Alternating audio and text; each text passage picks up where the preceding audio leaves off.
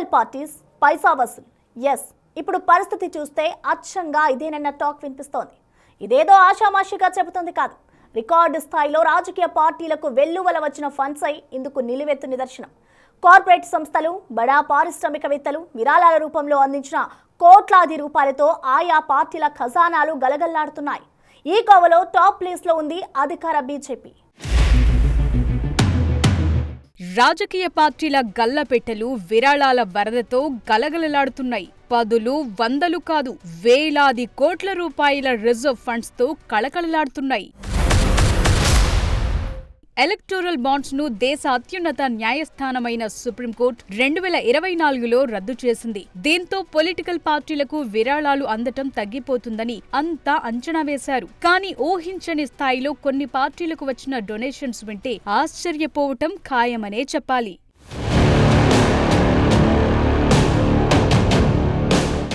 Electoral bonds అమల్లో ఉన్న సమయంలో అత్యధికంగా బీజేపీకి 2023-24 ఆర్థిక సంవత్సరంలో 3,967 కోట్ల రూపాయల మేర నిధులు సమకూరాయి. అయితే 2024-25 సంవత్సరానికి బాండ్స్ రద్దుతో ఎంత మేర ఎఫెక్ట్ పడుతుందన్న చర్చ అప్పట్లోనే జరిగింది. పైగా ఎన్నికల సీజన్ కావటంతో హాట్ డిస్కషన్స్ కూడా జరిగాయి. కానీ ఎవరు ఊహించని విధంగా ఏ విధమైన ఎలక్టోరల్ బాండ్స్ లేకపోయినా కేంద్రంలో అధికార పార్టీగా కొనసాగుతోన్న బీజేపీకి విరాళాలు వెల్లువలా వచ్చిపడ్డాయి. ఈ మొత్తం ఏకంగా 6,088 కోట్లు కావటం పొలిటికల్ అనలిస్టులను సైతం నివ్వెరపోయేలా చేసిందని చెప్పటంలో ఏ మాత్రం అతిశయోక్తి లేదు.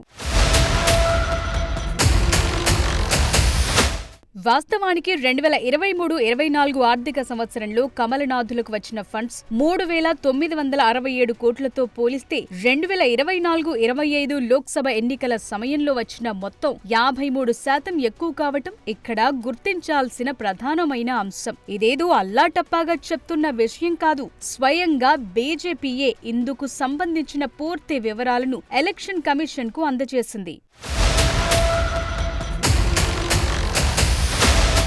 ప్రతిపక్ష కాంగ్రెస్ పార్టీకి 2024-25 ఫినాన్షియల్ ఇయర్లో లభించిన విరాళాల మొత్తం 522 కోట్లే. తమిళనాడులో అధికారంలో ఉన్న డీఎంకేకు 365 కోట్ల మేర ఫండ్స్ లభించగా, బెంగాల్ అధికార పక్షం తృణమూల్ కాంగ్రెస్ కు వచ్చింది 184 కోట్ల రూపాయలు. ఈ క్రమంలోనే కేంద్రంలో అధికారంలో ఉన్న బీజేపీ ఎవరికీ అందనంత ఎత్తులో నిలిచిందనే చెప్పాలి.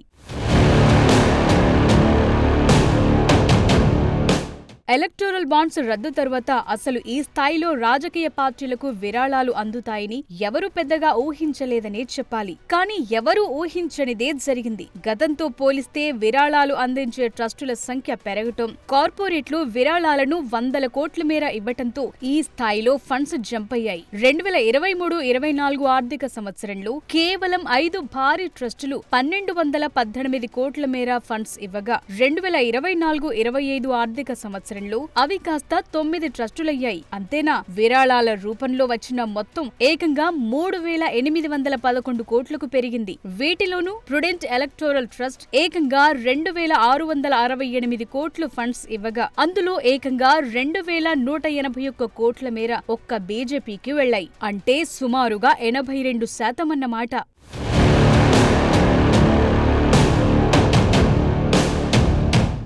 ప్రుడెంట్ ఎలక్టోరల్ ట్రస్టుకు భారీగా విరాళాలు అందించిన కార్పొరేట్ సంస్థలు, వ్యక్తుల వివరాలను ఓసారి పరిశీలిస్తే ఎలివేటెడ్ అవెన్యూ రియాల్టీ ఎల్ఎల్పీ ఏకంగా 500 కోట్ల రూపాయలిచ్చింది. Megha engineering and infrastructure limited 175 కోట్లు అందజేసింది. ఇక ఇదే సంస్థ ఎండీ పివి కృష్ణారెడ్డి వ్యక్తిగతంగా మరో 145 కోట్ల రూపాయలు అందజేశారు. ఓపీ జిందాల్ 157 కోట్లు, డిఎల్ఎఫ్, అశోక్ లేలాండ్ తలో 100 కోట్లు, టైగర్ అసోసియేట్స్ అనే లాటరీ కంపెనీ 147 కోట్ల మేర ఫండ్స్ ఇచ్చాయి. ఇక ప్రోగ్రెసివ్ ఎలక్టోరల్ ట్రస్ట్ కు టాటా గ్రూప్ కంపెనీలు మరింత భారీగా విరాళమిచ్చారు. సుమారు 915 కోట్ల మేర ఫండ్స్ ఇచ్చింది టాటా సంస్థ. న్యూ డెమోక్రాటిక్ ఎలక్టోరల్ ట్రస్ట్ కు మహీంద్రా సంస్థ 160 కోట్లు విరాళం రూపంలో అందించింది.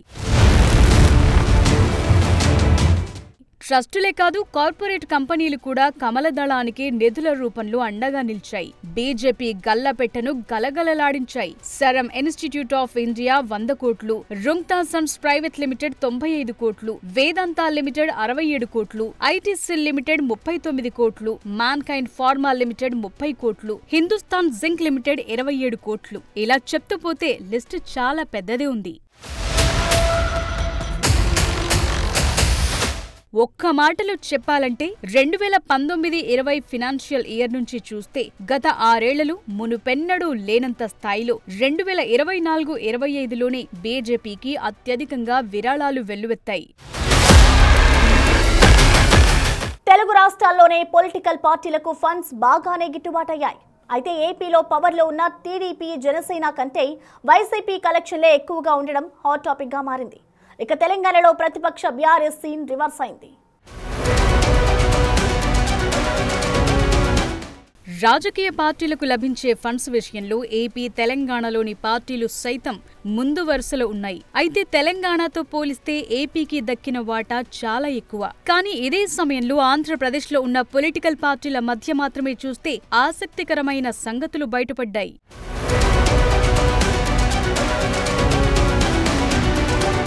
ఏపీలోని అధికార కూటమిలో భాగమైన టీడీపీకి 83 కోట్లు డొనేషన్ల రూపంలో లభించగా జనసేనకు 25 కోట్లు ఫండ్ల రూపంలో వచ్చాయి. అయితే ఇక్కడ కీలకమైన విషయం ఏంటంటే 2023-24 ఆర్థిక సంవత్సరంలో అంటే టీడీపీ ప్రతిపక్షంలో ఉన్నప్పుడు వచ్చిన విరాళాలు 100 కోట్లు కాగా 2024-25 ఫినాన్షియల్ ఇయర్ అంటే టీడీపీ అధికారంలో ఉన్నప్పుడు లభించినవి కేవలం 83 కోట్లు మాత్రమే కావటం ఆసక్తికరంగా మారింది.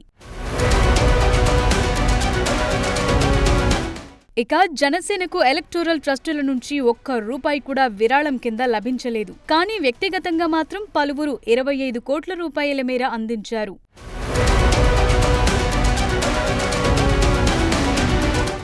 ఏపీలోని పొలిటికల్ పార్టీలకు దక్కిన విరాళాల్లో అన్నింటికంటే ముఖ్యమైంది వైసీపీకి వచ్చిన డొనేషన్లు. అధికారంలో లేకపోయినా జగన్ నేతృత్వంలోని వైఎస్ఆర్ కాంగ్రెస్ పార్టీకి ఏకంగా 140 కోట్ల రూపాయలు పార్టీ ఫండ్ కింద విరాళంగా లభించాయి. ఇదే ఇప్పుడు హాట్ టాపిక్ గా మారింది. పవర్లో లేకపోయినా విరాళాల సేకరణలో ఏ స్థాయిలో పవర్ఫుల్ గా వైసీపీ మారిందో అన్నదానిపై ఏపీలో పెద్ద ఎత్తున చర్చ సైతం జరుగుతోంది.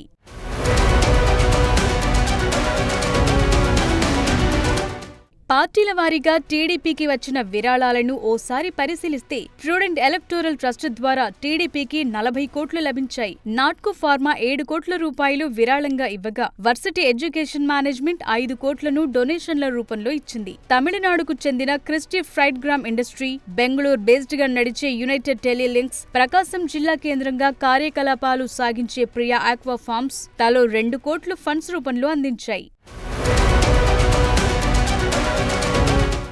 జనసేనకు మాత్రం ఎలక్టోరల్ ట్రస్టుల నుంచి ఒక్క రూపాయి కూడా విరాళం కింద లభించలేదు. కార్పొరేటర్ల పరంగా చూస్తే నాట్కో ఫార్మా 1 కోటి రూపాయలు, ఆర్వీఎం కన్స్ట్రక్షన్స్ 3 కోట్లు, డీవీకే కన్స్ట్రక్షన్స్ 2 కోట్లు డొనేషన్ రూపంలో అందించాయి. వ్యక్తుల పరంగా చూస్తే షాద్నగర్ కు చెందిన రవికుమార్ ఆకుల జనసేన పార్టీకి 5 కోట్ల విరాళం అందించారు.